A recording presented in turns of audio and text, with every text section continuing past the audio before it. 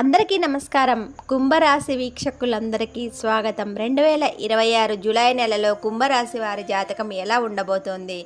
గ్రహాల అనుకూలత ఎలా ఉంది?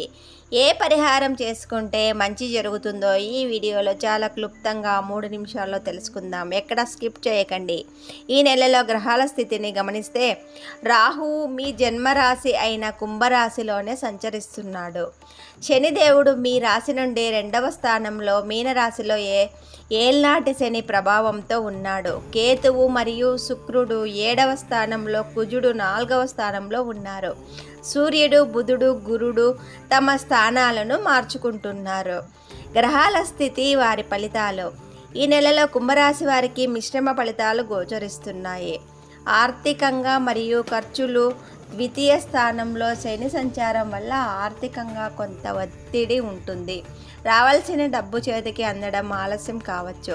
అనవసరపు ఖర్చులు పెరిగే అవకాశం ఉంది. కాబట్టి డబ్బు విషయంలో జాగ్రత్తగా ఉండండి. ఉద్యోగం మరియు వ్యాపారం. 4వ ఇంట కుజుడు ఉండడం వల్ల పని ఒత్తిడి, ఆఫీసులో బాధ్యతలు పెరుగుతాయి. జూలై 16 వరకు సూర్యుడి అనుకూలత వల్ల కొంతవరకు సమస్యలు సాగుతాయి. కానీ ఆ తర్వాత సూర్యుడు 6వ స్థానంలోకి రావడం వల్ల శత్రువులపై విజయం సాధిస్తారు. అయితే మానసిక ప్రశాంతత కోసం కొంత కష్టపడాల్సి వస్తుంది. కుటుంబం మరియు బంధాలు. జన్మరాశిలో రాహు 7వ ఇంట, కేతు ఉండడం వల్ల జీవిత భాగస్వామితో లేదా వ్యాపార భాగస్వాములతో మాట్లాడేటప్పుడు ఓపిక చాలా అవసరం. అనవసరపు వాదనలకు దూరంగా ఉండడం మంచిది. అయితే 7వ ఇంట శుక్రుడు సంచారం వల్ల స్నేహితులు లేదా ఆత్మీయుల నుండి మంచి సపోర్ట్ లభిస్తుంది. ముఖ్యమైన సూచన: కుంభరాశి వారికి ఏళ్నాటి శని నడుస్తుంది కాబట్టి ఏ పని చేసినా కాస్త నిదానంగా ఆలోచించి నిర్ణయాలు తీసుకోవాల్సి ఉంటుంది. అప్పులు చేసి ఖరీదైన రత్నాలు, ఉంగరాలు కొనడం మీ సొంతం. జాతకంలో నడుస్తున్న దశ భుక్తులకు ఆధారంగానే పూర్తి ఫలితాలు ఉంటాయి. గ్రహ దోషాల నివారణకు రత్నాల కంటే దైవారాధన, దాన ధర్మాలు చేయడం మిమ్మల్ని రక్షిస్తాయి.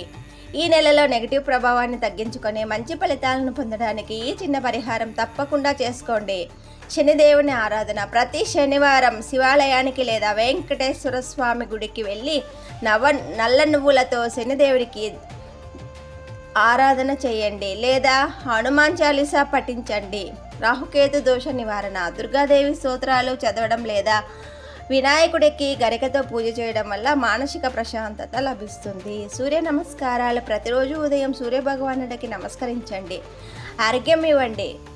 ఆరోగ్యం మెరుగుపడుతుంది, ఆత్మవిశ్వాసం పెరుగుతుంది. ఈ వీడియో మీకు నచ్చితే లైక్ చేయండి, మీ ఆత్మీయులకు షేర్ చేయండి. మరిన్ని అప్డేట్ కోసం మన ఛానల్ సబ్స్క్రైబ్